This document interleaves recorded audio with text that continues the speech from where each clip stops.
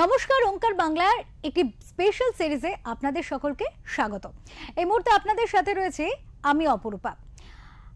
Vote যুদ্ধ, হ্যাঁ একেবারে ভোট যুদ্ধ, যেখানে যোদ্ধারা রাজনৈতিক ময়দানে নেমে পড়েছেন নিজের নিজের যুদ্ধ জয় করার জন্য।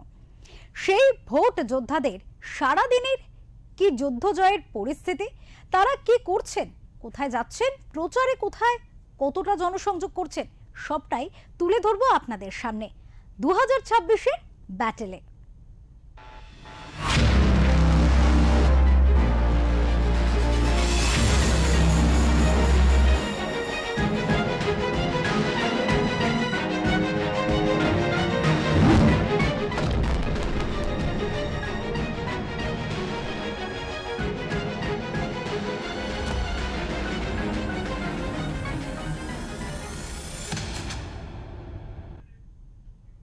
প্রথমেই আসবো মেটিয়া বুরুজের দিকে। মেটিয়া বুরুজে তৃণমূল প্রার্থী আব্দুল খালেক মোল্লার সমর্থনে একটি নির্বাচনী জনসভা অনুষ্ঠিত হলো নোনাপুকুর এলাকায়। এই সভায় প্রধান বক্তা ছিলেন তৃণমূল প্রার্থী জাহাঙ্গীর খান। এই সভা থেকে একাধিক ইস্যুতে কেন্দ্রীয় সরকারকে রীতিমতো আক্রমণ করেন প্রার্থী এবং প্রধান বক্তা।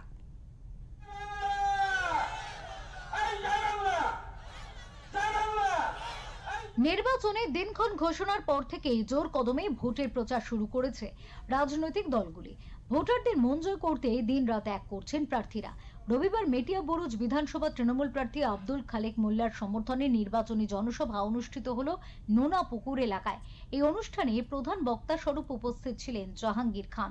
তিনি বলেন, কেন্দ্র রাজ্যের পাওনা কোটি কোটি টাকা আটকে রেখেছে, কিন্তু তা সত্ত্বেও মানবিক মুখ্যমন্ত্রী রাজ্যের মানুষের জন্য একাধিক প্রকল্প সফলভাবে রূপায়ণ করছেন। আজকের আমাদের মানবিক মুখ্যমন্ত্রী মমতা ব্যানার্জি মহাশয়া 2011 থেকে 2026 এই 15 বছরে উনি যে কথা দিয়েছিলেন সেই কথাগুলো কিন্তু উনি অক্ষরে অক্ষরে পালন করেছেন। আপনারা বলতে পারবেন না যে উনি কথা দিয়েছিলেন অথচ সেই কথা উনি রাখেননি, সেরকম কোনো উদাহরণ আমরা দিতে পারবেন না। আপনারা জানেন যে বাংলায় কিভাবে উনি উন্নয়ন করেছেন।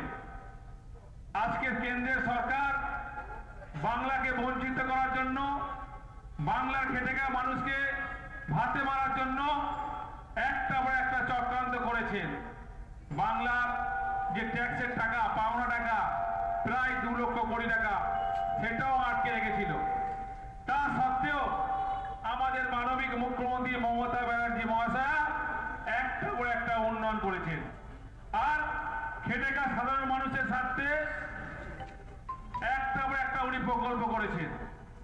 উনি এত প্রকল্প করেছেন যে প্রকল্পের কথা বলতে গেলে আমাদের সারা রাত চলে যাবে, অথচ বক্তব্য শেষ হবে না। আজকে আপনারা জানেন, বিশেষ করে আমাদের মায়েদের উদ্দেশ্যে, বোনেদের উদ্দেশ্যে যে লক্ষ্মীর ভান্ডার করেছেন, সেটা আপনারা জানেন। যত দিন যাচ্ছে আমাদের মানবিক মুখ্যমন্ত্রী মমতা ব্যানার্জি মহাশয়া সেই লক্ষ্মীর ভান্ডারের কিন্তু একটা পর একটা বৃদ্ধি করছেন। প্রথমে 500 ছিল, 1000 হলো, আবার 1000 ছিল, 1200 হলো, এখন 1500 হয়েছে, 1700 হয়েছে। অন্যদিকে মেটিয়া বুরুজের প্রার্থী আব্দুল খালেক মোল্লা বলেন, কেন্দ্রীয় সরকার গরিব মানুষের সঙ্গে নেই, মমতা বন্দ্যোপাধ্যায় আছেন। কেন্দ্র বড় বড় শিল্পপতিদের কালো টাকা সাদা করতে সাহায্য করছে। আমাকে তৃতীয়বারের জন্য এখান থেকে মনোনয়ন দিয়েছে। আজকে মমতা ব্যানার্জির 64টা প্রকল্প এবং বিশেষ করে লক্ষ্মী ভান্ডার, যুবসাথী, ছাত্রসাথী, ঐক্যশ্রী, কন্যাশ্রী, এই সমস্ত মানুষের দ্বারা লক্ষ লক্ষ কোটি কোটি মানুষ উপকৃত হয়েছে। আজকে সে কথা আপনাদের সবাই জানা আছে, আমি নতুন করে বলতে চাই না। আপনারা জানেন যে আজকের এখানে বিজেপির যে প্রার্থী আছে, বিজেপির প্রার্থীদের মানুষের জন্য কোনো বলার কিছু নেই। আজকের আমাদের প্রধানমন্ত্রী নরেন্দ্র মোদী যখন 2014 ক্ষমতায় এলেন, তখন তিনি বলেছিলেন, আমি ভারতবর্ষের প্রধানমন্ত্রী হলে আমি প্রত্যেকের অ্যাকাউন্টে 15 লক্ষ টাকা করে পাইয়ে দেব, আমি 2 কোটি বেকারকে চাকরি দেব। আজকে কেউ 15টা পয়সাও পায়নি, 10 বছর হয়ে গেল। কোনো বেকার চাকরি পায়নি, বেকারত্ব বেড়ে গেছে, জিনিসপত্রের দাম হু হু করে বেড়ে গেছে। আজকে ডিজেল পেট্রোলের দাম বেড়ে গেছে, আজকে রান্না গ্যাসের দাম বেড়ে গেছে। রান্না গ্যাস অপ্রতুল, 35 দিন আগে আপনাকে বুকিং করতে হবে। তারপর এখন রান্না গ্যাস ব্ল্যাকে বিক্রি হচ্ছে। এই অবস্থা তিনি করেছেন।